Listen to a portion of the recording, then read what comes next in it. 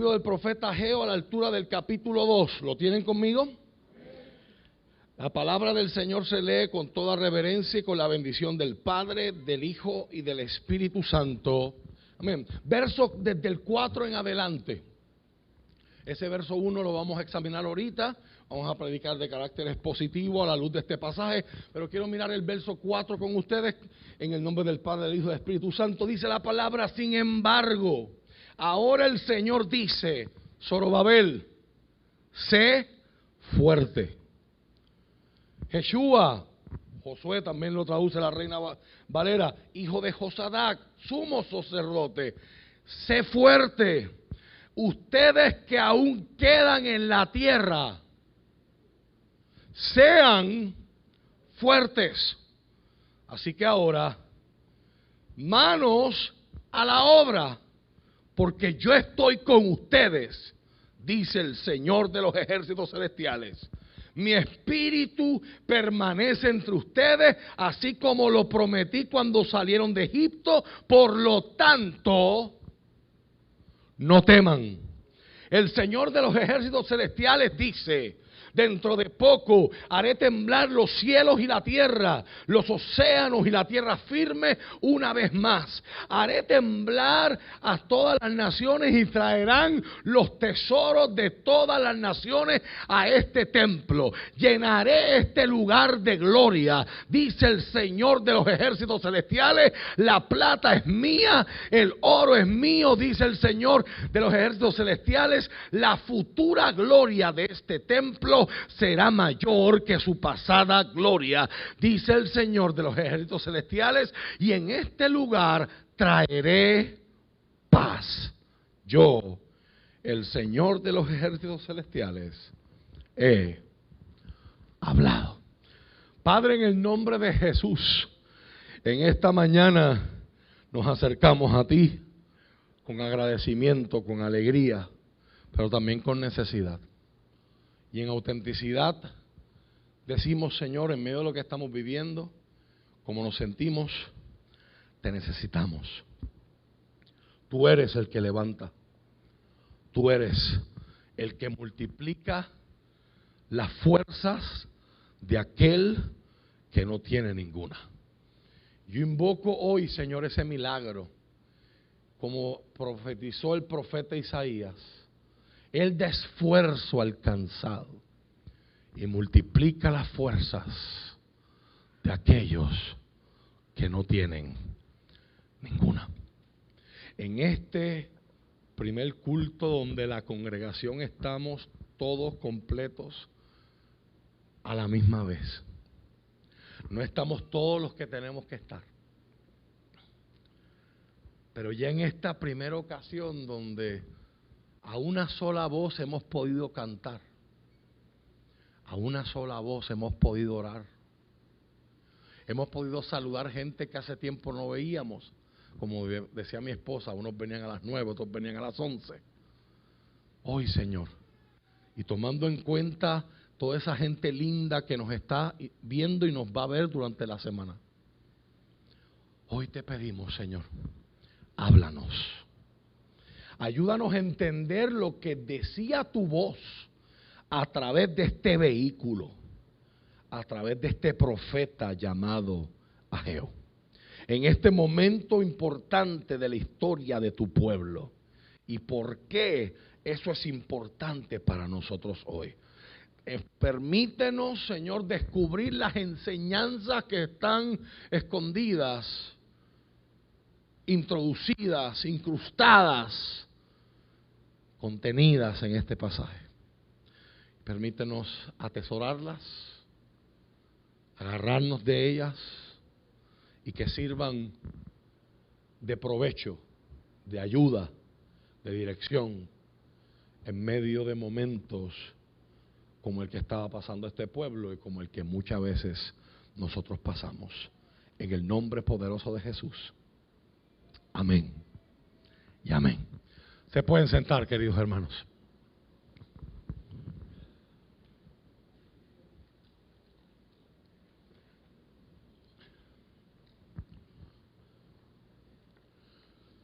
Hoy quiero predicar bajo el tema: sé fuerte, manos a la obra. Cómo Dios trae ánimo a un pueblo desanimado. Sé fuerte, manos a la obra. Cómo Dios trae ánimo a un pueblo que está desanimado.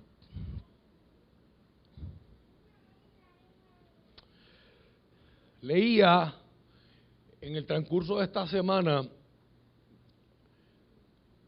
una historia acerca de una película antigua llamada Stand and Deliver. Y en esa película se muestra la historia de un maestro que fue increíblemente exitoso llamado Jamie Escalante.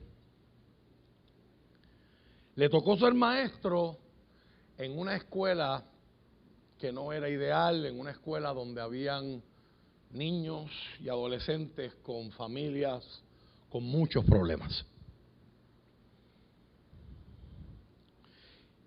En su clase habían dos estudiantes llamados Johnny. Uno era un estudiante bien despierto, bien inteligente, y era un gozo enseñarle a ese estudiante.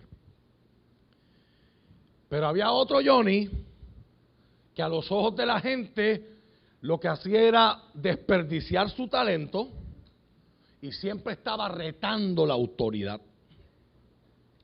En la primera reunión, como le llaman allá en Estados Unidos, PTA, la reunión de los padres con los maestros, la mamá de Johnny se acerca al maestro Jamie a pedirle informe del progreso de su hijo. Y él le dice: Johnny es un gozo, es un privilegio tenerlo en mi clase. Me encanta que él esté aquí. El próximo día, Johnny el rebelde entra antes de que la clase comience al salón con una nueva actitud y un nuevo lenguaje corporal. Y se le acerca al maestro y le dice: mi mamá me dijo lo que usted dijo de mí ayer en la noche. Yo nunca había tenido un maestro que me quisiera. Y desde ese momento, Johnny se convirtió en un estudiante modelo. Resulta que el que cometió el error fue el maestro. Y pensaba que la mamá que estaba preguntando por su hijo era la mamá del Johnny bueno.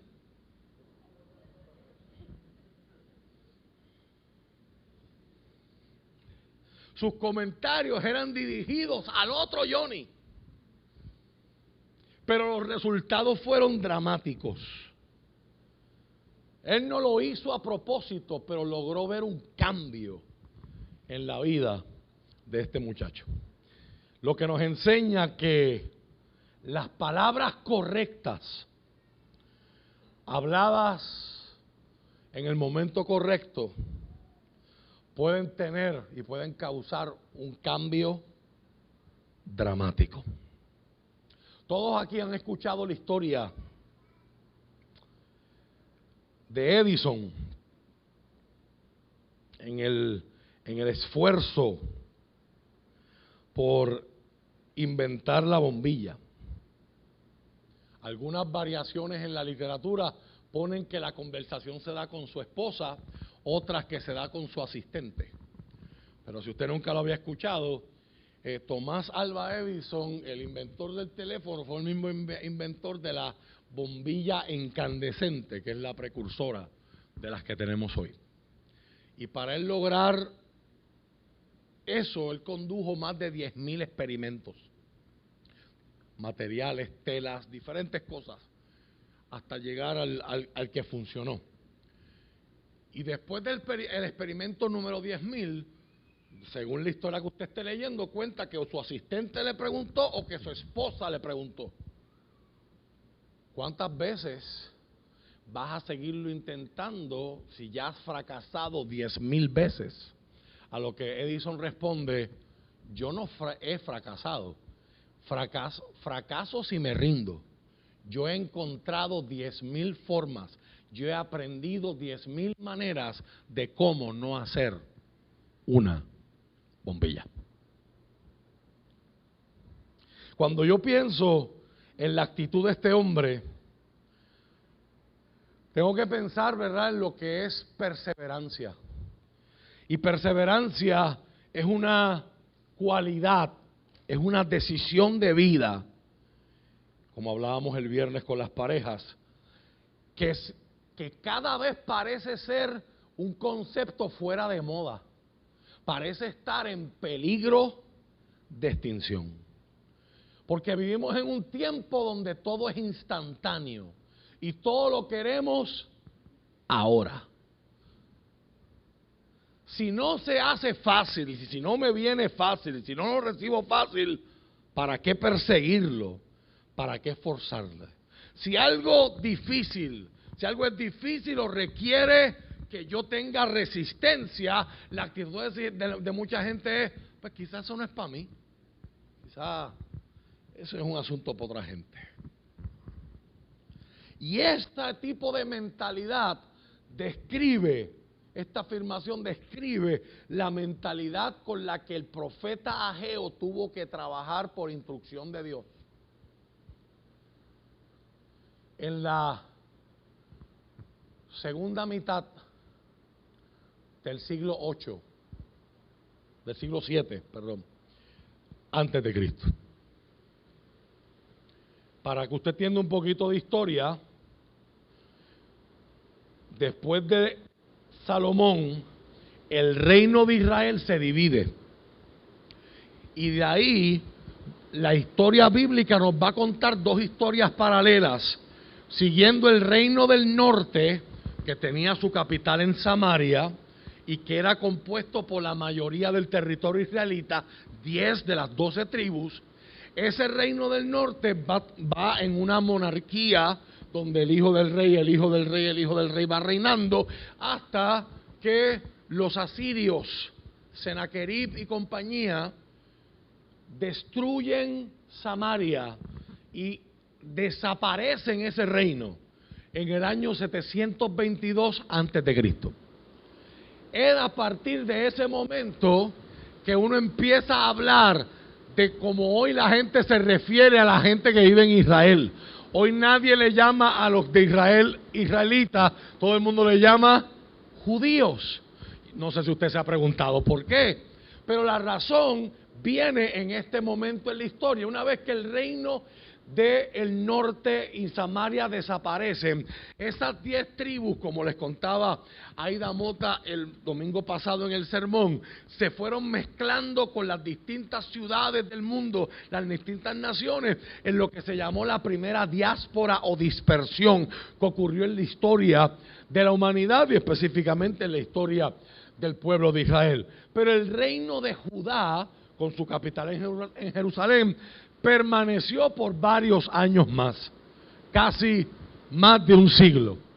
En el año 605 antes de Cristo, el rey Nabucodonosor de Babilonia rodea la ciudad y después de un sitio, que es una estrategia militar que acabo de describir, rodear la ciudad e irle estrangulando económicamente sus recursos, etcétera, en una guerra psicológica, el reino de Judá cae. El rey se rinde, Nabucodonosor mata a los 2 hijos del rey frente a todo el pueblo, dejando saber que la monarquía había terminado y que ahora había nueva autoridad sobre Judá. Y de ahí en adelante Nabucodonosor se lleva primeramente todos los jóvenes con futuro, los jóvenes prominentes y prometedores, se los lleva a Babilonia. Ahí es donde se da el libro del profeta Daniel, que es tan famoso y tan importante en la Biblia. Y después después de otros eventos, ¿verdad?, en los que no quiero dar mucho detalle por propósitos de tiempo, después de otras dinámicas políticas, Nabucodonosor pone un rey de goma llamado Sedequías. Sedequías trata de traicionarlo aliándose con Egipto, y ahí es que Nabucodonosor viene en el año 587 antes de Cristo, y Nabucodonosor destruye el templo, destruye la muralla, destruye toda la ciudad de Jerusalén, y la gente que quedó, que no huyó de esa guerra, fueron llevados cautivos a un territorio en Babilonia llamado la tierra de Sinar. Y este evento tan trascendental se conoce en la historia de la Biblia como el exilio o el cautiverio de Babilonia. El profeta Jeremías, ya Dios lo había utilizado años antes de que todo esto ocurriera, para decirle a Israel y escribirle una carta a los cautivos. Usted la puede leer en su casa si desea, en el capítulo 29, versos del 1 al 11. Y en esa carta él les dice Dios a través del profeta, que iban a estar 70 años cautivos en Babilonia. Que este era un proceso que Dios estaba permitiendo para tratar con Israel, para que valoraran la bendición que ellos tenían al ser beneficiarios del pacto y de la relación que Dios tenía con ellos, y que ellos habían desvalorizado, habían descuidado y por lo tanto habían perdido. Tal como Dios lo dijo a través del profeta Jeremías, 70 años más tarde, ahora bajo el dominio de un rey persa llamado Ciro, el pueblo judío se le permite, y de ahí en adelante es que hablamos de los judíos se les permite volver a su tierra, pero no como una nación independiente, sino como un territorio, una provincia, o como le llamaban los persas, una satrapía, un municipio, una región dentro del imperio persa. No solamente se les permite volver, sino se le da asignación de fondo de dinero y materiales para que vuelvan y reconstruyan. Y es en ese momento que la Biblia nos cuenta que, y esto está en el libro de Esdras, el sacerdote, ese retorno que se da del pueblo de Israel se da en 3 fases, o se da bajo el liderato de 3 líderes en 3 movimientos. Primero, regresa el pueblo comandados por Zorobabel, el que usted escuchó aquí. Él viene acompañado de Josadac, Josué, hijo de Josadac, de la familia de Josadac. Si no hubiese ocurrido el exilio, se supone que Zorobabel era uno de los que estaban idóneos para ocupar el trono, porque él venía de descendencia real. Al igual que como pasaba con la familia de los levitas y de Aarón, Josué, hijo de Josadac, si no hubiese ocurrido la interrupción y se hubiese parado la adoración en el templo porque ya no había templo, a él le hubiese tocado ser el sumo sacerdote. Así que estos 2 líderes regresan, liderando uno de los grupos de judíos que regresan a su tierra. El otro grupo vino liderado por el sacerdote y escriba Esdras. Y el tercer grupo, usted lo conoce porque también es un personaje famoso, viene a través de Nehemías. Y es en medio de esos 3 movimientos donde vemos la reconstrucción del reino de Judá, la reconstrucción del templo, la restauración de la adoración, y también vemos, ¿verdad?, lo que va a ser el final del Antiguo Testamento. Cuando el Antiguo Testamento termina, todo ese proceso no ha culminado, pero los profetas ya todos hablaron acerca de lo que viene y acerca del Mesías que estaba pronto a aparecer. ¿Okay? Así que, para que usted se ubique en tiempo y espacio, como le dije, la gente a la que Dios levanta a Geo para hablar, que fue uno de esos profetas, es esta gente que vino a reconstruir. Esta gente, tan pronto llegaron a su tierra, lo primero que hicieron fue poner los cimientos del templo de Dios.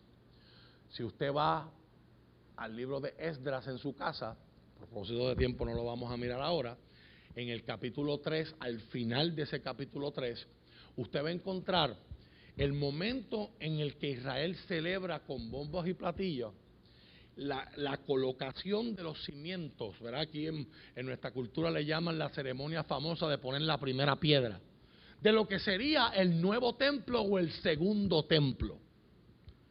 Y ese pasaje es bien curioso, es bien interesante y es un modelo, en mi humilde opinión, para la iglesia moderna de hoy, para la iglesia de todos los tiempos, acerca de cómo las diferentes generaciones pueden ver un mismo evento desde perspectivas diferentes.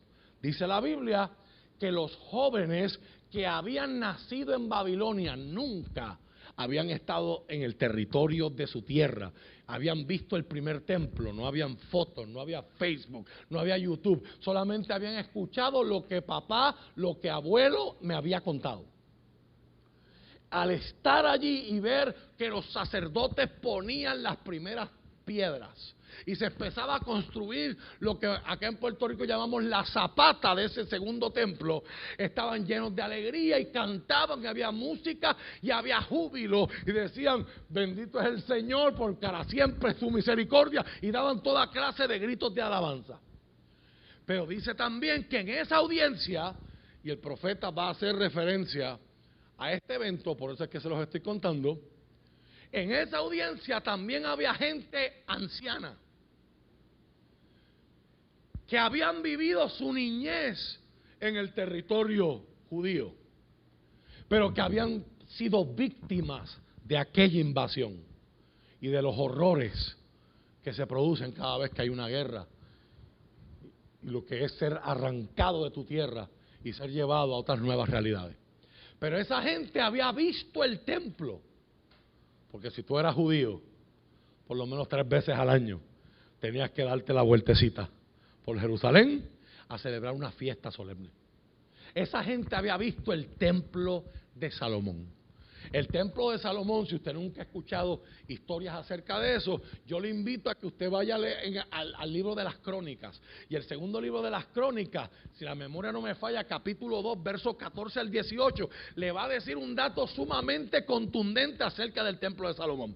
La Biblia nos enseña que David quería construir el templo, pero el profeta de Dios, Natán, le dijo: tú no vas a hacer eso. Dios no te escogió a ti para eso. No te metas en lo que Dios no te ha llamado a hacer. Y David no solamente obedece la voz del Señor, pero también nos da un ejemplo de lo que es una generación que no solamente está pensando en ella misma, sino está pensando en la próxima generación. La Biblia nos dice que cuando Salomón, su hijo, viene a reinar, Salomón contaba con un almacén de toda clase de materiales que en la prosperidad y en la abundancia que hubo en el reino de David, su padre, David acumuló con el propósito específico. No de palacio, no de riqueza de reyes, no de corrupción, no de disfrute de seres humanos. Esto es de Dios y esto es del templo. Así que cuando Salomón empieza a reinar, ya tiene un Home Depot, un Lowe's, Home Depot, la que usted prefiera, a su disposición de materiales. Y para mí es tan impresionante factorizar este dato, porque el segundo libro de las Crónicas, capítulo 2, versos del 14 al 18, si la memoria no me falla, dice que Salomón tuvo una fuerza de trabajadores de 70,000 personas para cargar piedra. Porque mire lo que es tener la bendición de tener cosas de más. Salomón dio una pequeña instrucción y dijo: el lugar del templo es sagrado, por lo tanto aquí no se va a estar martillando ni va a haber alboroto. Mire qué cosa. La piedra hay que martillarla y formarla, darle forma en la cantera, y de allá la traen. Así que había 70,000 personas para traer esa piedra.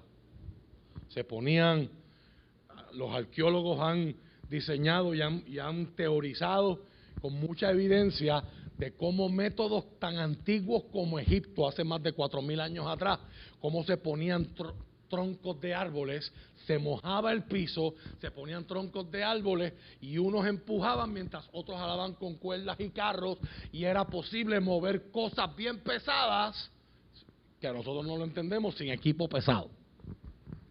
70,000 personas para hacer eso.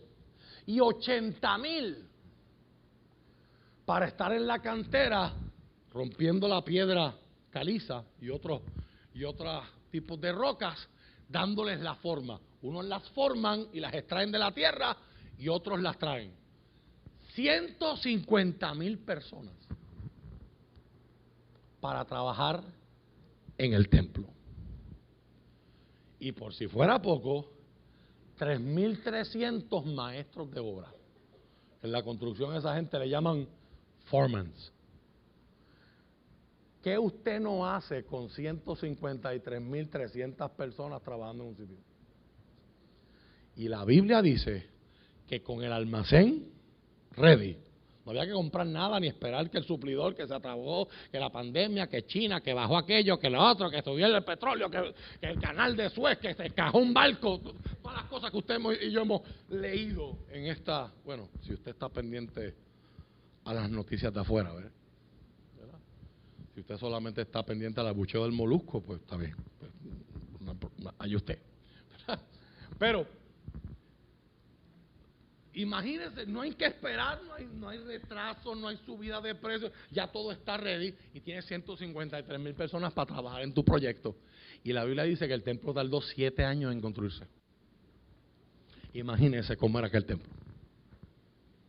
153,000 personas, multitud y abundancia de materiales, 7 años en construirse. Los arqueólogos lo llaman una de las 7 maravillas del mundo antiguo. Allí se va a las bofetadas con las pirámides de Egipto y Giza y otras grandes maravillas como los jardines colgantes de Babilonia, etcétera. Ese era el templo que habían visto esos viejitos. Son viejitos ahora, pero cuando lo vieron eran niños. Y después de 70 años regresan a su tierra y están allí en esa misma ceremonia. Y Esdras dice algo bien curioso. Esdras dice, mientras los jóvenes gritan con alegría, los viejos están llorando con gran lamento y empiezan a gritar de dolor al ver lo que era versus lo que es. Y Esdras da un comentario que cuando yo lo vi hace muchos años atrás me rompió el corazón, porque vi la realidad de la iglesia puertorriqueña hoy y la iglesia de muchos lugares donde a veces en vez de ayudarnos unos a otros nos estamos metiendo el pie, sea a propósito o sea indirectamente unos a otros. Dice el sacerdote Esdras, no se podía distinguir quién estaba celebrando de quién estaba llorando, porque a lo lejos lo que se escuchaba era ruido. Piensen un momentito en eso. A lo lejos lo que se escuchaba era ruido. Cualquier realidad con la sociedad puertorriqueña, cualquier similitud de esa realidad con la sociedad puertorriqueña hoy es pura coincidencia. Ruido. Estos están hablando de pantalla y de pantalones y este loco le está tirando a la orientación sexual de un locutor de radio en el nombre de Cristo. Y este otro loco está hablando de reino y que pactes con Dios y cada cual tiene su rollo. Y la gente que tiene necesidad de Cristo pero escucha el ruido dice, no entiendo nada, lo que oigo es ruido. Porque unos dicen que Dios me ama, otros dicen que Dios me odia. Unos dicen que Dios quiere salvarme, otros dicen que Dios está con un machete listo para talarme. Y la gente dice, ¿a quién? ¿Usted ha escuchado eso? Lo que usted tiene que hacer es chequear las redes y usted va a ver todos los mensajes. Y a veces La iglesia dice que está evangelizando y lo que el amigo, lo que la gente que está apartada está escuchando es white noise, porque la señal de este cancela la señal de la otra. El mensaje de este va en contra del mensaje del otro. Y en vez de decirle al mundo, tú lo que necesitas es a Cristo, pareciera que lo que le estamos diciendo es, tú necesitas mi iglesia. Permítame decirle a usted que está conectado. Aquí no venimos a anunciar renuevo justo. Aquí venimos a decir que Cristo todavía sana, que Cristo todavía salva, que Cristo todavía sigue siendo la alternativa. No importa lo que hayas hecho, no importa cómo estés, no importa cómo te sientas, Jesucristo es y será, ha sido y será la solución y la alternativa para tu vida. Todo lo que va por encima de eso se llama instrucción de discipulado. Todo lo que es aparte de eso se llama instrucción de discipulado y se supone que sea para formar los discípulos de la iglesia. Cuando nos salimos de esa norma, se forma el ruido. Cuenta la historia y cuenta la Biblia que después de esa primera ceremonia empezaron bien pompeados a construir el templo y se levantó la oposición de diferentes frentes. Los samaritanos fueron a la misma corte, enviaron delegación y enviaron una carta al rey persa. Primero fue Ciro, más tarde Darío, que es el que está siendo citado en el libro de Ageo. Estos no son nombres reales, son los títulos que ocupaban los monarcas y que se ponían los monarcas al llegar al poder del imperio persa. Y los samaritanos acusan a los judíos de que la razón por la que ellos estaban construyendo el templo era porque querían declarar independencia y rebelarse del imperio persa. Mire qué acusación. Están diciendo, están usando tus chavos para reconstruir, para después darte la patada e irse ellos solos. Todo porque los samaritanos estaban mordidos, como decimos acá en Puerto Rico, porque ellos se ofrecieron a ayudar en la reconstrucción y los judíos respondieron y dijeron, ustedes no son puros, ustedes están mezclados. Ustedes son mitad judíos, mitad persa, mitad judío, mitad otra cosa. Y en el templo de nuestro Dios vamos a trabajar los judíos. Y ese rechazo produjo una separación muy fuerte. Usted escuchó la semana pasada el sermón de la conversación de Jesús con la mujer samaritana. Se habló acerca de esas raíces. Aparte de eso, la Biblia nos habla en el libro de Nehemías de unas fuerzas, un señor llamado Sanbalat, otro señor llamado Tobías y otro señor llamado Gesem, que amenazaron con guerra, amenazaron con atacar, se burlaban, intimidaban a la gente. Y toda esa oposición, cuando se puso difícil, provocó que los judíos dijeran, ¿sabes qué? Vamos a esperar. Parece que no es el tiempo. Mira qué interesante ese razonamiento, porque es lo que me da entrada hoy a trabajar este tema con ustedes. O sea, ellos vieron la oposición no como una señal de que iban por buen camino. Vieron la oposición no como algo que es natural, como cada vez que usted está emprendiendo algo nuevo. Vieron la oposición como una señal de, quizás hay que esperar. Vamos a esperar a que sea fácil. Y pasaron 15 años y no se había puesto una sola piedra en el templo de Dios. Todo el mundo se fue a reconstruir sus casas, a bregar en lo suyo, a bregar en su tierra, a bregar en lo suyo, y el templo de Dios, que se supone que era lo primero que ellos querían construir, que habían extrañado por 70 años, abandonado y desolado. Y ahí es cuando Dios levanta a este hombre llamado Ageo y les dice, ustedes no entienden la escasez en donde están, ustedes tienen sus prioridades. El capítulo 1 de Ageo habla acerca de prioridades dislocadas, fuera de sitio. Meditad en vuestros caminos, le dice el profeta Ageo al pueblo en su primer mensaje, inspirado por el Señor. Meditad en vuestros caminos y vayan al monte. Busquen madera y reedifiquen mi casa y yo pondré en ella mi gloria, mi voluntad y seré glorificado. Esa gente escuchó el mensaje y comenzaron a reconstruir. Me encanta el lenguaje de ese capítulo 1. Si usted va a ese capítulo 1, la palabra que aparece en la Reina Valera es: y despertó el Señor el espíritu de Zorobabel. Despertó el Señor el espíritu de Josué. Y despertó el espíritu de todo el pueblo. Y vinieron y trabajaron. Estoy convencido que en pasajes como esos fue que se apoyó el apóstol Pablo para decirle a los filipenses en el capítulo 2 y verso 13 de su carta que Dios pone tanto el querer como el hacer. O sea, la Nueva Traducción Viviente traduce ese verso diciendo: Dios es capaz de poner en ti tanto el deseo como la capacidad. El que tienes que tomar la decisión eres tú. Pero Dios inicia. Dios, por su gracia, inicia el que tú te acerques a Él. Nadie que viene al Señor, nadie que viene a arrepentirse delante de Cristo, viene de su propia voluntad. Viene porque ya Dios lo tocó.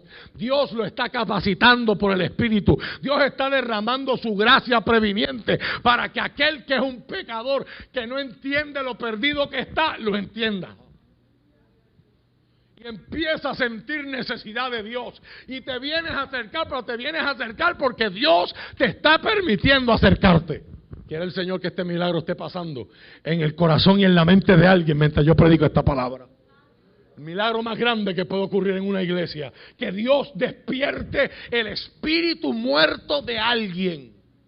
La Biblia dice que el que vive en pecado está muerto en delitos y pecados, que nuestro espíritu, espiritualmente estábamos muertos delante de Dios. Pero Dios nos da vida. Y nos da vida espiritual para poder tomar una decisión.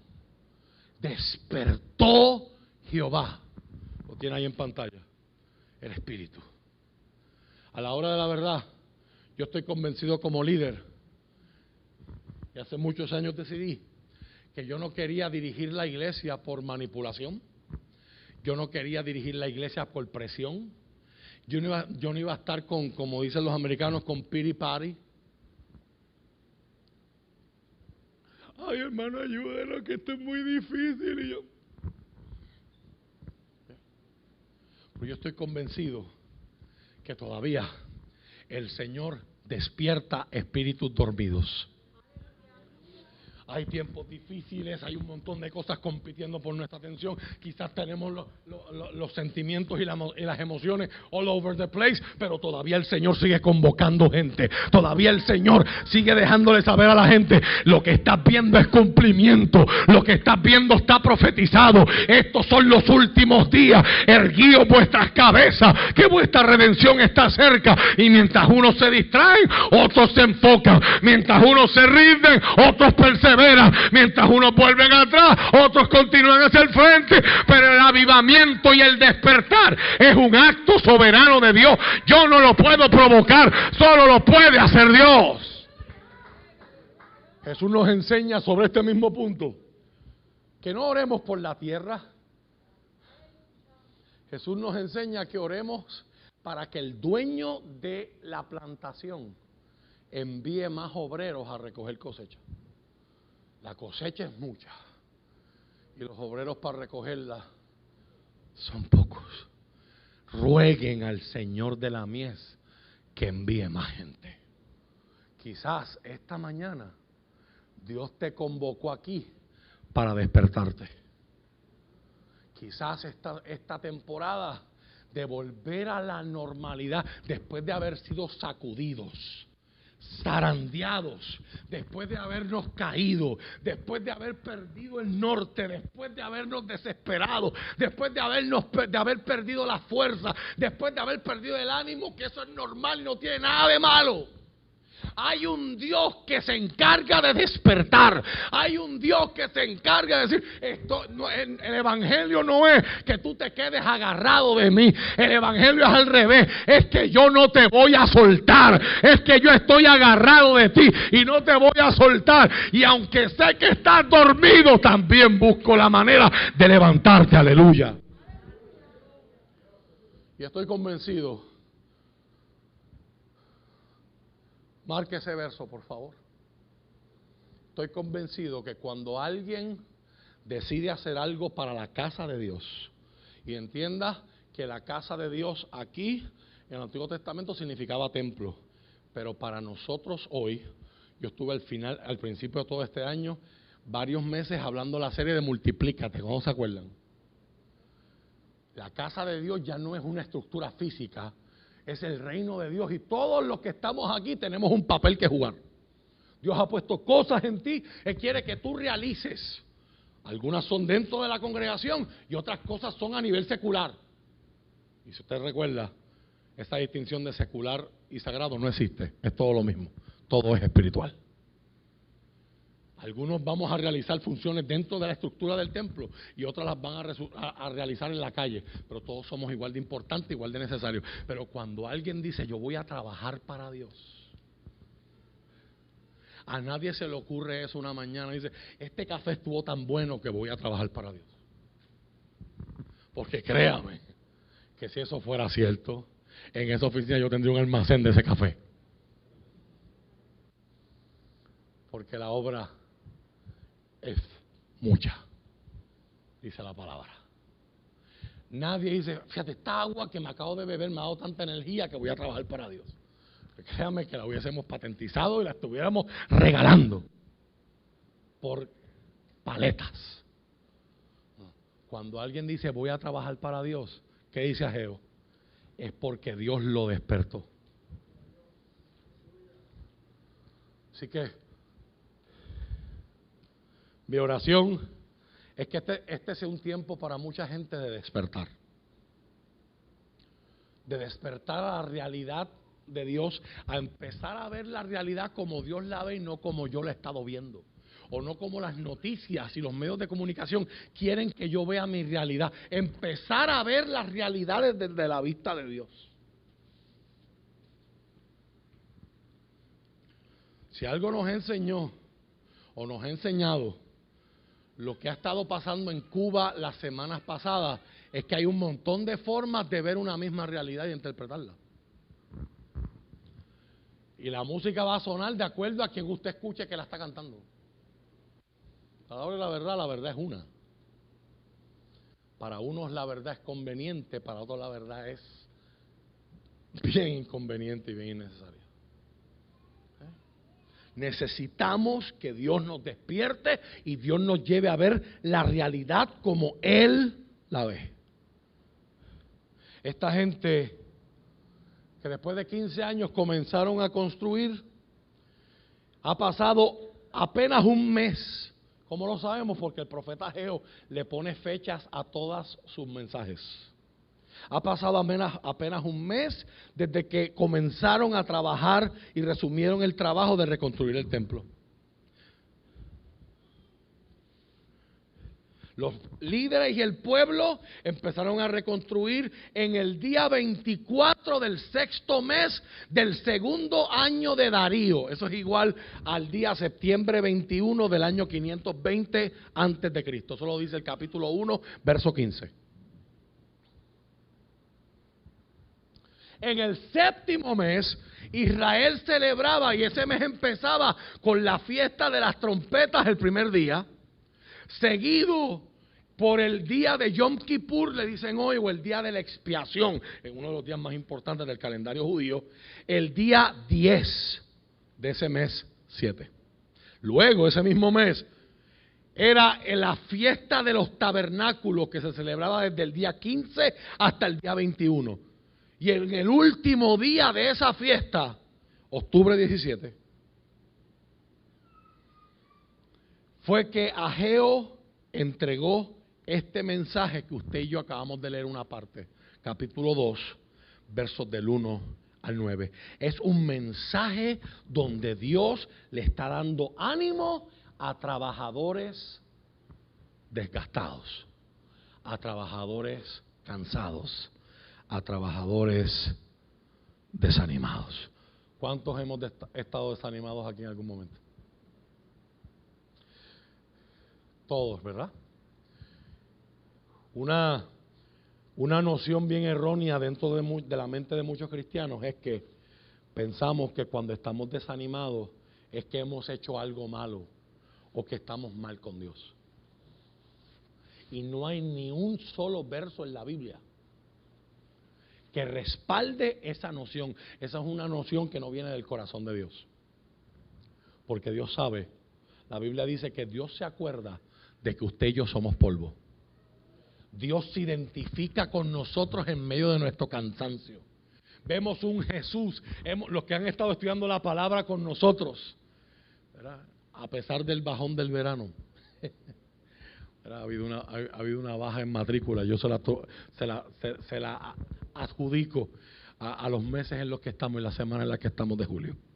Espero que haya un retorno a clase pronto. Los que estamos estudiando el Evangelio de Marcos todos los martes, hemos visto un Jesús que está tan cansado que la Biblia dice, le tomaron como estaba y le pusieron en la barca. Jesús, y a través de Jesús, Dios se identifica con el cansancio y Dios se identifica con el desánimo humano. Jesús lo sintió. Jesús se sintió la frustración. Jesús sintió lo que es el desgane de no querer hacer más, porque parece muy difícil lo que estamos haciendo. Y estos versos, antes de despedirme hoy, quiero que usted vea conmigo cómo Dios responde y cómo estos versos pueden ser una herramienta para nosotros revisitar cuando nos sentimos desanimados. Porque el estar desanimado no es malo, pero eso es una temporada peligrosa, porque hay gente que en momentos de desánimo puede tomar decisiones bien difíciles, bien erróneas, con consecuencias muy negativas para ellos, para su salud, para sus finanzas, para su familia, para su vida espiritual, que lo envuelve todo, pero sobre todo para su relación con Dios. Y eso es lo que hace el desánimo un momento peligroso. No es un momento malo. Dios no te tiene en contra y Dios no está enojado, ni triste, ni decepcionado contigo. No sé quién necesita escuchar esto hoy, pero tengo que repetirlo. Dios no está decepcionado de ti porque tú estés desanimado. Dios te entiende, Dios te acompaña, pero a la misma vez quiere acercarse porque sabe que este es un momento peligroso. Hay gente que ha salido del desánimo a volver a trabajar, pero hay gente que ha salido del desánimo a la renuncia. Hay gente que ha pasado del desánimo a rendirse. Hay gente que ha pasado del desánimo a destruir en vez de pasar a construir. Y ahí es donde está el peligro.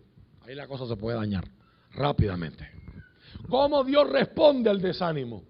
Lo primero que nos deja saber el capítulo es que Dios entiende y le importa lo que usted y yo estamos pasando y pensando. Si usted mira los versos 1, 2 y 3, Dios va a dar un recuento de lo que está sintiendo, hablando esta gente entre ellos. El Señor no ignoró su realidad. El Señor está consciente. Dios sabe lo que tú estás viviendo. Dios sabe lo que tú estás pasando. Dios encuentra maneras de saber, yo estoy. Yo sé. Yo estoy contigo. Pero antes de decirte yo estoy contigo, te dice, yo sé cómo te sientes. Comienza el verso 1 diciendo la palabra del Señor. Di lo siguiente a Zorobabel y a Josué, Jesúa, son palabras sinónimas en hebreo, significan salvación. Y dile a todo el pueblo, al remanente, a los que quedaron. ¿Alguno de ustedes recuerda esta casa, este templo, con su antiguo esplendor? ¿Cómo se compara este con el otro? No se parecen en nada. El Señor les deja saber que Él está consciente de lo que a ellos les inquieta. Habían voces de ánimo, porque era algo nuevo. Pero habían voces que la comparación los estaba trayendo a frustración. ¿Y qué nos enseña la Biblia acerca de esto? Lo primero que nos deja saber es que podemos identificar las fuentes del desánimo. Número 1, una fuente muy frecuente de desánimo es que perdemos la emoción inicial de cuando comenzamos algo nuevo. Y esto los puertorriqueños tenemos un PhD.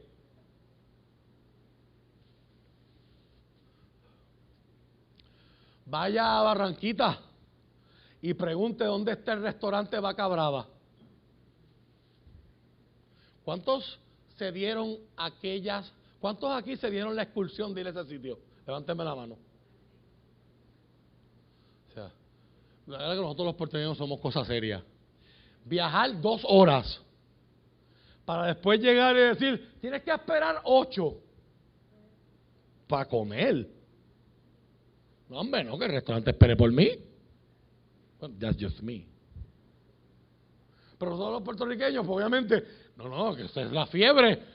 No, yo no quiero que me cuenten, yo quiero tirarme la foto y ponerla en Facebook. Aquí está el revolú, la vaca acostada, la vaca ropada, la vaca yo no me... Pero para acá. Yo espero que haya sido vaca. ¿Y por qué ese restaurante no está hoy? Porque llegó uno nuevo y se nos fue la fiebre. ¿Cuánta gente empieza cosas y al principio estamos bien pompeados? Pero esa pompeadera no nos dura mucho tiempo. Y cuando se nos va la emoción, the excitement de que esto es algo nuevo, se abre la puerta para el desánimo. Esta gente lleva 15 años sin construir. Y ahora están construyendo, pero llevan un mes. El templo anterior tardó 7 años.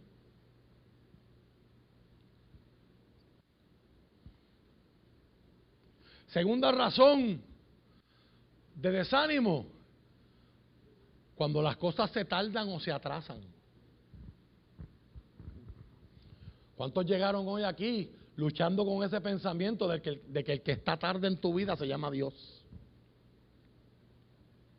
Dios te ha hecho promesas y no las has visto. Dios te dijo y no ha pasado. O piensas que Dios te dijo y no ha pasado. Las dos son correctas.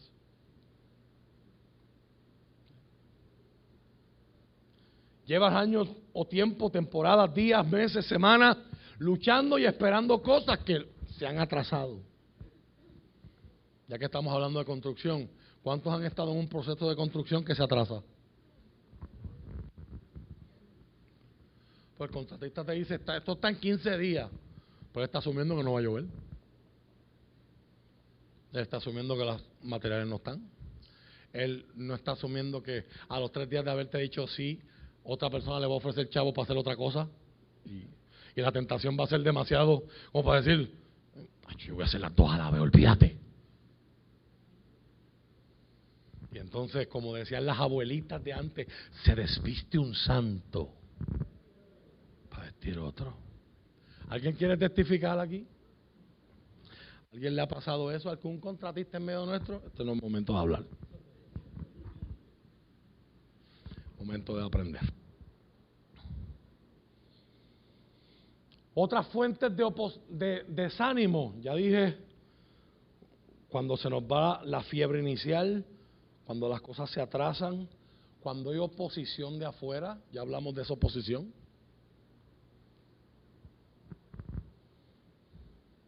En el verso 5 Dios dice, no teman.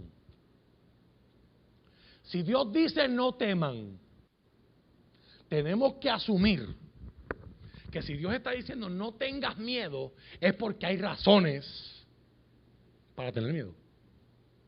Hay opositores externos, hay naciones vecinas que no quieren que ellos vuelvan a ser quienes eran, no les conviene a sus intereses. Hay gente como los Sanbalat, los Tobías y los Gesem que no les conviene la agenda de Dios en la vida de Israel. Pero gloria a Dios por las palabras de Nehemías. En su libro cuando dice, hablándole precisamente a esta gente, el Señor estará con nosotros y nosotros nos levantaremos y construiremos, porque ustedes no tendrán parte, ni suerte, ni memoria en lo que Dios está haciendo en Israel. Y llega el momento donde usted y yo también tenemos que pararnos y enfrentar esas fuerzas externas a nuestra vida y decir, yo voy a hacer lo que Dios me está llamando a hacer, porque a la hora de la verdad, si yo hago lo que tú quieres, voy a terminar en ruina. Si yo hago y me quedo como tú quieres que yo me quede, voy a seguir sufriendo lo que he estado sufriendo. Fuerzas externas. Esa oposición. ¿A quién le gusta tener enemigos? Nadie. ¿A quién le gusta tener encontronazos y problemas con la gente? Que la armonía, que la cosa se ponga awkward. Nadie. Esas cosas desaniman.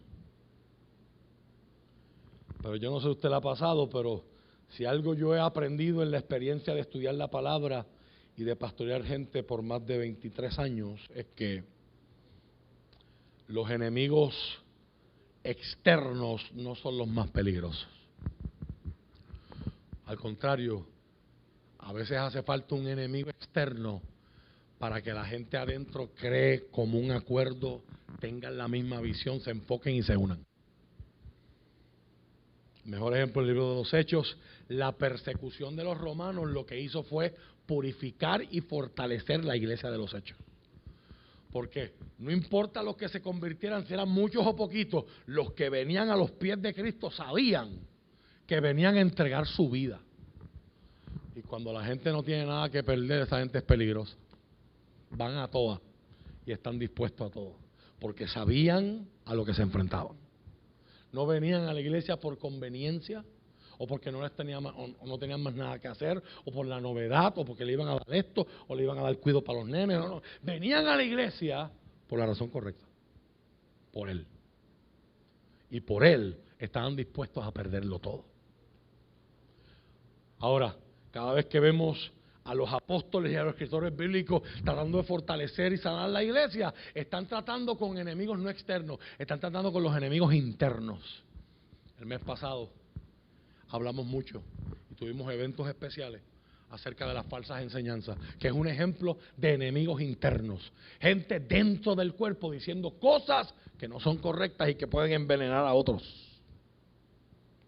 En el caso de Israel, en el caso de los judíos, podemos sacar del texto 3 enemigos internos que pueden causar desánimo. Y usted los tiene dentro de usted y yo los tengo dentro de mí. Primero se llama pesimismo.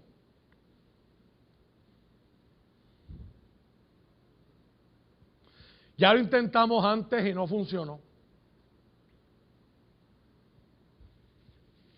Ya pusimos los fundamentos del templo, la gente se emocionó y después dejaron de construir. Ya lo hemos hecho, no va a pasar.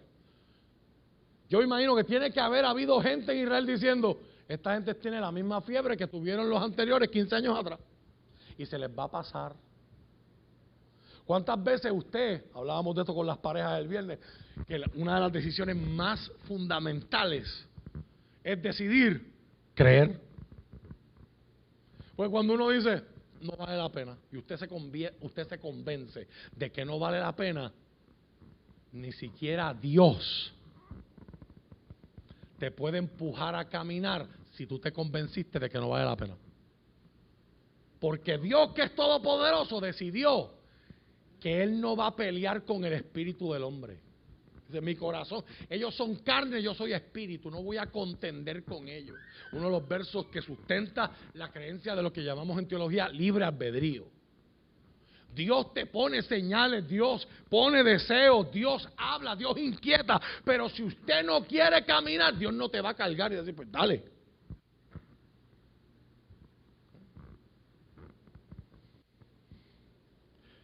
¿Y cuántos de nosotros luchamos con el pesimismo? No se puede. Y nosotros somos expertos en dar las razones por las que no se puede. Pero ni siquiera nos atrevemos a darnos la oportunidad de pensar, ¿y si sí se puede? ¿Cómo cambiaría tu vida si tú logras esto? ¿Cómo cambiaría tu vida si tú alcanzas esto? Si tú perseveras y lo logras. ¿Cuán distinta, diferente, mejor se vería tu vida? Pero nos enfocamos en las... Yo lo he intentado antes y no lo logré. Y no se puede por esto, y por esto, y por esto, y por esto, y la Junta de Control Fiscal, y la legislatura, y el gobierno, y los PNP, y los populares, y los corruptos, y no. Terminamos desanimados. Usted escucha a la gente, ya yo no voy ni a votar. ¿Usted sabe cuántos pueblos desearían tener el poder de voto que usted tiene? Pero el pesimismo nos convence, no vale la pena. No vale la pena. Que venga un régimen de esos por ahí. Que venga un dictador como el de Singapur. Aunque después no nos deje ni mascar chicle.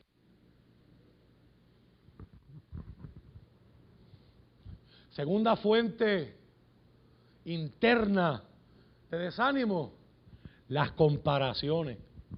Y eso se ve claro en el templo. Esa es la primera a la que Dios le mete mano.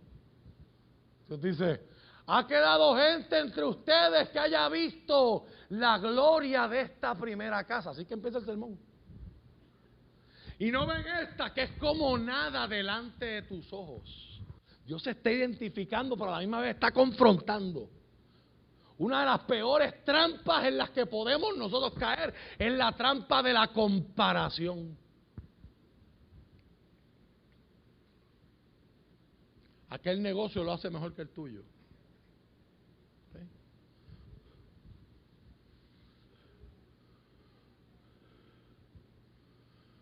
Yo hace muchos años atrás, cuando estaba aprendiendo esto y tuve que aplicarlo de una manera firme, con amor, pero firme.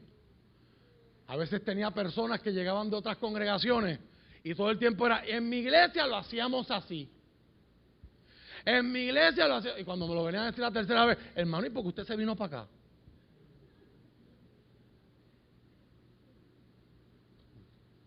Pues si me vas a seguir comparando con tu iglesia,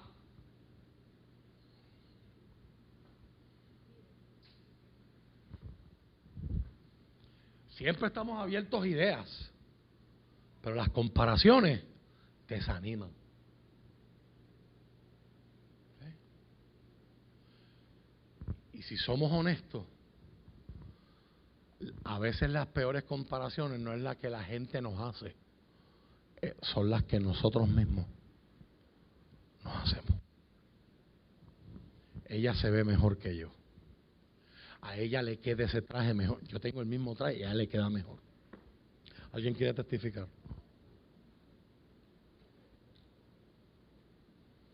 Él se compró el carro que yo quiero. Mire cómo trabaja el ser humano. De una comparación, alguien puede salir para codicia y envidia. Es un paso de diferencia.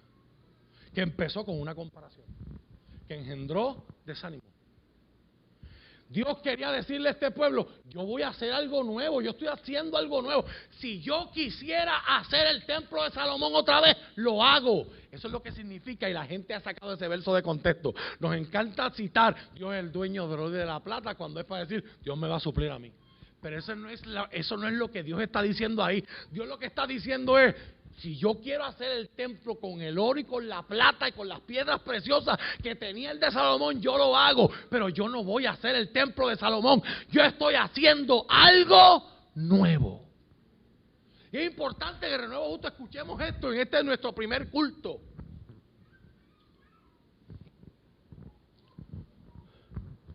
Con una sola congregación, en un solo horario, en los minutos que me quedan para despedirles. Dios no viene a decirte, ahora vamos a hacer la iglesia que éramos antes de la pandemia. Nuestro Dios siempre está haciendo cosas nuevas. Y hay que tener cuidado con las comparaciones. Y hay cosas que rescataremos, y hay cosas que retomaremos, y hay cosas que revisaremos, y hay cosas que modificaremos, y hay cosas que nunca se habían hecho, y el Señor dirá, hay que emprenderlas. Pero si yo estoy pensando en el templo de Salomón de hace 70 años atrás, nunca valoraré lo nuevo que está haciendo el Señor. Y la bomba que está soltando Ageo es, si sigues mirando el templo del pasado, jamás valorarás la gloria que yo quiero poner en este. La gloria del primer templo estaba en lo externo. ¡Wow! ¡Qué impresionante! Tiene oro, tiene plata, tiene piedras preciosas, tiene lino fino. Mira los materiales, mira los artesanos, 7 años para construirlo. ¡Qué maravilla de templo! Pero en este nuevo movimiento, Dios está diciendo, el atractivo de este nuevo templo no es cómo se ve por fuera. Por favor, yo espero que a estas alturas usted no esté pensando en estos templos de estructura. Es el mensaje. El atractivo no es lo externo, el atractivo es lo que yo voy a poner adentro. Lo más importante de un templo es la gente que lo llena.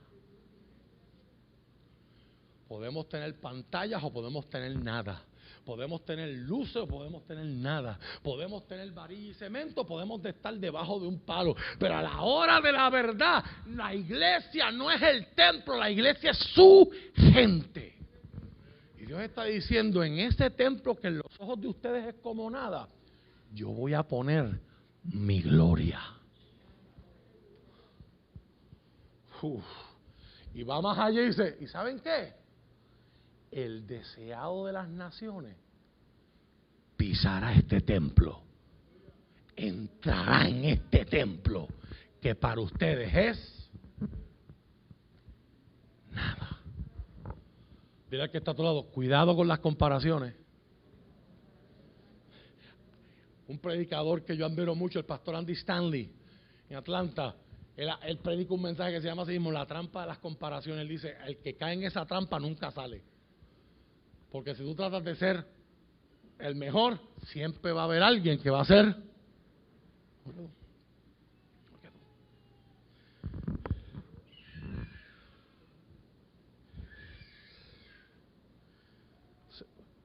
Causas del desánimo: pérdida de la emoción inicial, retrasos, oposición externa y oposición interna. La oposición interna hablamos de pesimismo, hablamos de la comparación y el último, expectativas incorrectas. Usted se imagina a alguien pensando, ¿y cuándo van a poner oro aquí? Esta porquería, pero el templo de Salomón tenía oro y aquí lo que están bregando es con escombros. Están construyendo un templo con escombros de otro. ¿Dónde está el lujo de que la piedra se le da forma ya y se trae para acá?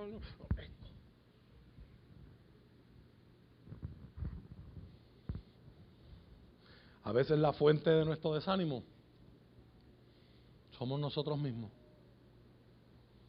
Porque tenemos expectativas que no son correctas. Y las expectativas no correctas vienen de la mano, son primas hermanas de las comparaciones. ¿Dónde está el oro? El templo de Salomón estaba lleno de oro y aquí yo no veo. Le decíamos a los matrimonios el viernes, esa expectativa de algunas personas que llegan a una relación diciendo, más vale que tú me hagas feliz. Ay, bendito. Si usted no sabe si usted no aprende a ser feliz usted, ¿cómo usted va a esperar que alguien quebrado, roto, con experiencias buenas y con experiencias malas en la vida, te vaya a hacer feliz a ti?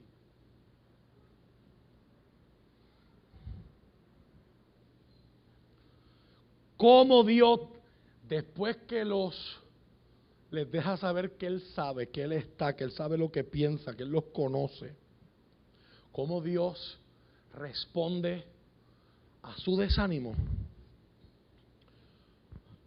Verso 4, Dios dice, sean fuertes, pongan manos a la obra, eso es lo que Él quiere que hagan, pero ¿cuáles son las 3 cosas que Dios ofrece en medio del desánimo? Lo primero y lo mejor, su presencia. Yo estoy con ustedes. ¿Por qué van a poner manos a la obra? porque es fácil, dice el Señor. Así dice la Biblia. Si fuera fácil, todo el mundo lo hace. ¿Por qué vamos a poner manos a la obra? Porque Rafa es tremendo y se lo merece. Así que dice la Biblia. No. Vamos a poner manos a la obra. Porque Dios está con nosotros. Podemos lograr más de lo que pensamos que sea posible. Porque Dios está con nosotros. Verso 5. Lo segundo que Dios da para contrarrestar el desánimo en nuestra vida, su promesa. Mi espíritu permanece entre ustedes. Si usted ha leído o ha escuchado el libro de Ezequiel, ese fue uno de los hechos más importantes del cautiverio. En Ezequiel, Dios le muestra al profeta cómo la gloria de Dios abandonó el templo muchos años antes de que Nabucodonosor entrara y destruyera todo. El pueblo de Dios con su pecado provocaron que Dios les diera una lección y dijera, voy a apartar. Ustedes se han acostumbrado a tener mi mano y mi espíritu con ustedes. Lo voy a apartar de ustedes a ver si por su propia fuerza ustedes pueden resistir la gente que está en contra de ustedes. Y ahora el Señor, en medio de los escombros y las ruinas, le dice a un pueblo desanimado, mi espíritu permanece entre ustedes, así como lo prometí cuando salieron de Egipto. ¿Qué está haciendo Dios? Ustedes son otra gente, ustedes son los hijos de los hijos de los hijos de los hijos de esa gente que salieron de allá. Pero aunque ustedes no son los que salieron de Egipto, ustedes saben cuáles son mis promesas. Y Dios les está recordando, a mí no se me ha olvidado lo que yo le prometí a mi pueblo. No te lo prometí a ti directamente, pero al tú ser parte de mi pueblo, esa promesa es tuya. Se supone que en este momento usted diga amén y gloria a Dios. Porque Pablo dice que nosotros no éramos parte del pueblo de Dios, pero gracias a Cristo fuimos incluidos en el pueblo de Dios. Por lo tanto, promesas que eran para Israel, ahora pueden ser para tu casa y pueden ser para la mía. Y el Señor dice, en medio de tu desánimo, en medio de tu falta de fuerza, no te condeno, no te juzgo, no te voy a patear en el piso, pero te voy a decir en el nombre de Jesús, yo estoy contigo. Número 2, mis promesas todavía siguen vigentes. No me he olvidado de lo que te prometí. Aleluya. Y número 3, y esta es una de las razones por las que a la gente le encanta tanto la profecía. La profecía tiene poder para sacarnos de nuestros desánimos, porque, ¿sabes? La profecía es una ventana al futuro donde Dios nos dice, yo siempre he estado en control. Y estoy tan en control que en medio de tu desánimo te voy a regalar algo que para ti es desconocido porque se llama futuro. Pero para mí es presente en la eternidad, es una realidad. Voy a meter la eternidad en tu realidad temporal. Y te voy a decir, esto que tú estás construyendo que parece un montón de escombros y de ruinas, formando una nueva casa que no vale nada si la comparas con la otra. Mira lo que yo voy a hacer, versos del 6 a 9. Y lo voy a hacer porque me da la gana en esta nueva casa. No la hice en la de Salomón. Bendije aquella. Mostré mi presencia en aquella. Pero mira lo que decido hacer. Versos del 6 al 9, por favor, Jerry. Con esto cerramos. Dice esto el Señor de los ejércitos celestiales: dentro de poco haré temblar los cielos y la tierra, los océanos y la tierra firme una vez más. Hay gente que toma ese verso de forma literal y se refiere a, y lo interpreta como eventos telúricos. Pero yo quiero hoy que usted lo mire desde una perspectiva simbólica. Cuando hay un temblor, hay un sacudimiento y hay cosas que están en su sitio que permanecen en su sitio, pero hay cosas que no van y se salen de sitio. ¿Por qué nosotros tomamos la precaución, se supone, de que si hay un mueble que sea muy alto, que sea más alto de lo que es ancho, le ponemos y lo anclamos a la pared? Porque en un sacudimiento, si eso no está anclado, ese mueble te puede caer encima. Y no te mató el terremoto, te mató tu mueble. Te golpeó tu coqueta, te golpeó tu espejo. Porque estaba fuera de sitio. Hay cosas que parece que están en su sitio porque llevan tanto tiempo puestas ahí que uno asume que van ahí. Pero cuando hay un sacudimiento, lo que no está en el sitio se sale. Yo pienso que eso es lo que Dios está diciendo. Hay cosas que parece que no van a cambiar. Hay cosas que parece que la maldad llegó para quedarse. Pero de aquí a un futuro voy a hacer temblar los cielos, la tierra, el agua y el fondo del agua una vez más.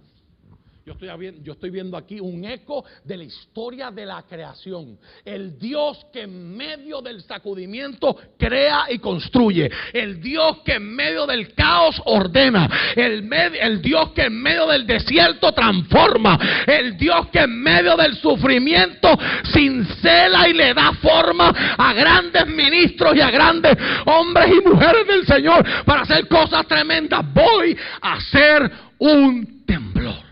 Voy a cambiar lo establecido. Haré temblar, sigue el Señor diciendo. Las cosas no van a ser siempre como están. Una nación metiéndose en la otra y desestabilizándola. Que la pobreza de una sea la riqueza de otra.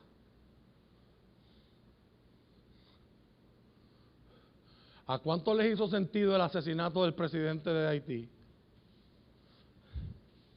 A mí tampoco. ¿Cuál es la verdad de eso? Si el Señor la quiere sacar a la luz, saldrá.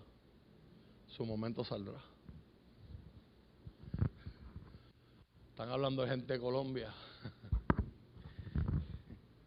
Pero en el terremoto del 2010 hubo gente de apellido norteamericano que llegó a ayudar. Llegaron a ayudar. Con fundaciones sin fines de lucro. Y compraron toda la tierra donde hay petróleo en Haití.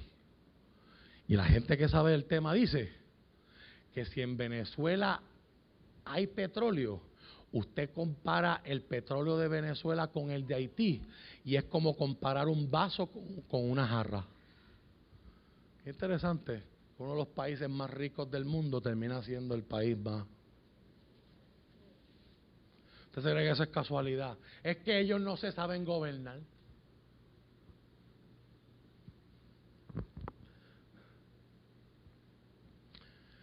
Haré temblar las naciones. Ya no solamente Dios está hablando de lo físico, Dios está diciendo el orden gubernamental será sacudido también. Y aquí, mira el regalo que Dios le está dando a través del profeta a gente desanimada. El profeta se va al milenio. Se metió en Apocalipsis. Y dice, haré temblar las naciones, verso 9. Verso 7, perdón. Y traerán los tesoros de todas las naciones a este templo. Llenaré este lugar de gloria, dice el Señor de los ejércitos celestiales. ¿Sabe cuándo se cumple eso? El milenio. Apocalipsis 19, lo puede leer en su casa. La plata es mía y el oro es mío, dice el Señor de los ejércitos celestiales. Pero la futura gloria de este templo será mayor que su pasada gloria. Y en este lugar traeré paz. Yo, el Señor de los ejércitos celestiales, he hablado. He hablado. Si usted sigue leyendo el capítulo habla del deseado de las naciones. Este templo lo pisará el deseado de las naciones. Así que, ¿qué hace Dios cuando tú estás desanimado? Número 1, te recuerda su presencia. Número 2, te recuerda su promesa. Y número 3, te habla. No hay nada como la palabra de Dios para calmarnos. Calmar nuestra ansiedad y nuestra preocupación en medio del desánimo. Abre tu corazón en esta mañana y permite que Dios te hable. Abre tu corazón en esta mañana y sé honesto con Él. Y en medio de tu cansancio, tu agotamiento, tu desgaste, en medio de tu desánimo, escucha al Señor una vez más diciéndote: yo estoy contigo. Sé fuerte, Renuevo Justo. Puede irse poniéndose de pie. Sé fuerte, Renuevo Justo. Manos a la obra, porque yo estoy con ustedes. Mi espíritu permanece con ustedes. Y me acuerdo de las promesas que le hice al pueblo que saqué de Egipto. Dios te recuerda, yo no he cambiado. Y yo lo que prometí lo cumplo. Y te preparo para lo que viene. La profecía viene para edificar, viene para consolar. Y dijo Pablo que viene para dar ánimo. Lo que ustedes están construyendo, aunque parezca insignificante, quizás tu trabajo secular parece insignificante, quizás lo que estás haciendo en tu casa con tus hijos parece insignificante.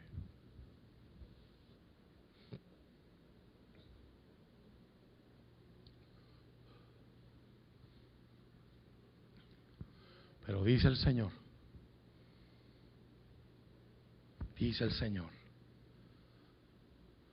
yo voy a hacer algo grande con eso que tú estás haciendo. Yo tengo planes con esa piedra que tú estás poniendo. Yo tengo planes con ese esfuerzo que tú estás pasando. Y diría el apóstol Pablo miles de años más tarde, el trabajo que estás haciendo en el Señor y lo que estás haciendo para Dios nunca es en vano. Hoy estamos dando un solo servicio para los que nos están viendo a través de Facebook. Se lo habíamos anunciado, ¿verdad? Y en la aplicación, cuando reservaban, solo aparecía un servicio 1 hora, para que los hermanos, ¿verdad?, que no habían tomado ese detalle tengan cuenta, ¿verdad? No hay culto hoy a las 11:15 de la mañana.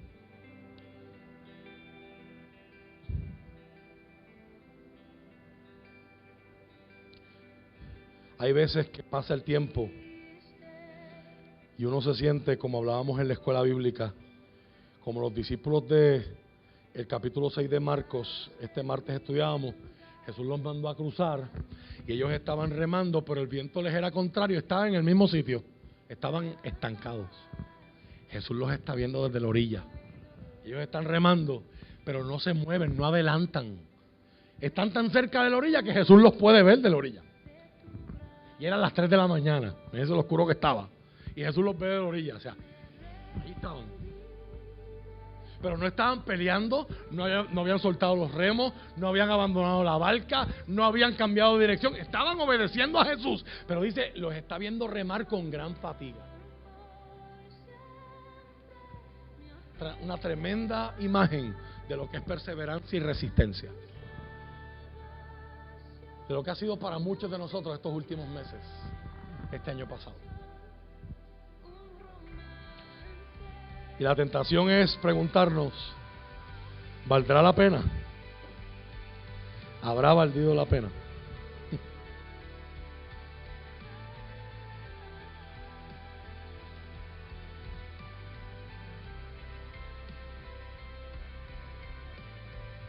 Termino con este ejemplo de un cristiano como usted y como yo, que también tuvo que esperar y también tuvo que luchar. Su nombre es William Wilberforce. Vivió en Inglaterra del año 1759 y murió en el año 1833. Se arrepiente de sus pecados y se convierte a Cristo en el 1785. Él era miembro de lo que sería para nosotros la Cámara de Representantes, la Casa de los Comunes en el Parlamento de Inglaterra.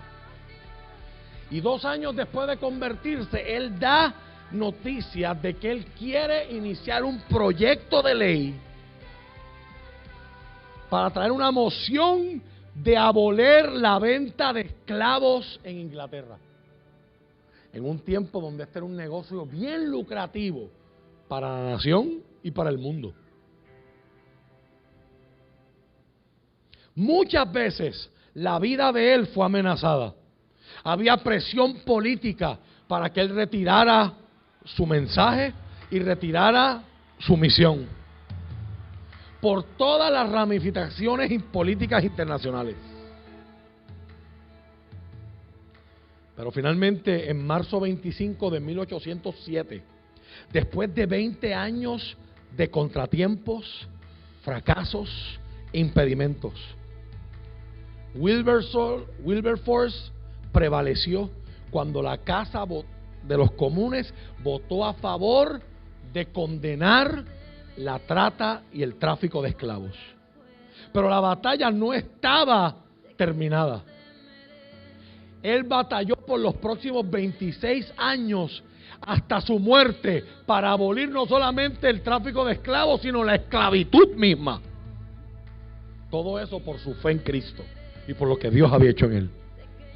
El voto decisivo acerca de ese issue ocurrió en julio 26 de 1833, solamente 3 días antes de que él falleciera. Ya estaba enfermo en su cama. Después de 46 años dando la batalla, la esclavitud se abolió en el imperio inglés. Wilberforce no fue solamente un hombre de un solo issue. Se envolvió fuertemente en esfuerzos misioneros y en muchas causas sociales. Trabajó para aliviar las condiciones de los niños que iban a trabajar. Trajo reformas agriculturales, reformas a las prisiones y la prevención de la crueldad a los animales. Continuamente estuvo luchando para que sus colegas vinieran a Cristo mientras compartía su fe. Todo esto se saca del libro Las raíces de la resistencia, del teólogo John Piper. Hay batallas que no son instantáneas. Hay luchas que no se ganan de hoy a mañana. Pero la pregunta no es si se va a resolver rápido. La pregunta es si vale la pena. Yo quisiera decirte en esta mañana, resiste. Que la Biblia dice que en 10 días Cristo viene. Y hermano, si yo hiciera un anuncio así, mañana aparece un estadio lleno de gente aquí. Porque hay un montón de gente apartada que está allá afuera, que saben que Cristo viene y que están en peligro. Pero el problema es no saber cuándo Cristo viene. Hace que algunos, ante lo difícil de este camino, digan: yo mejor voy a vivir para mí. Y antes de morirme, si me da break, me arrepiento de mis pecados. La Biblia tiene mucho acerca de decir eso. A usted y a mí, el Señor en esta mañana nos dice: sé fuerte, manos a la obra, persevera, porque yo estoy contigo.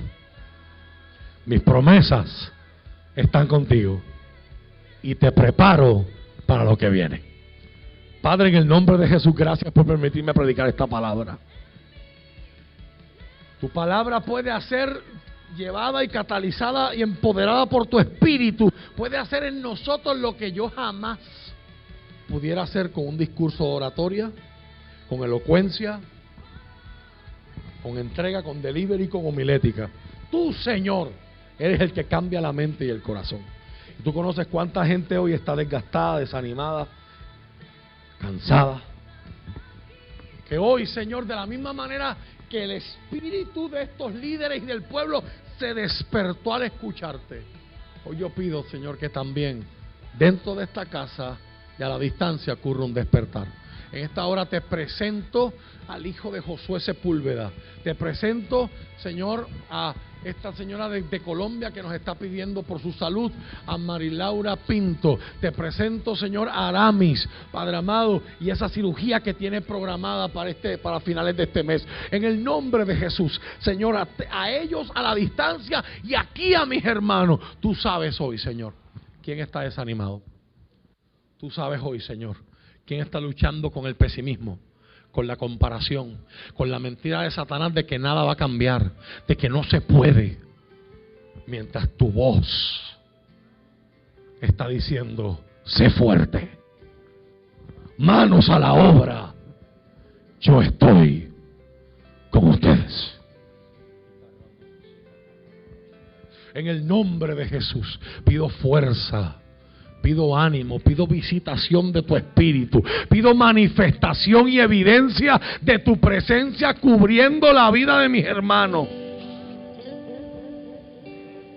Que podamos salir de este templo distintos de cómo entramos.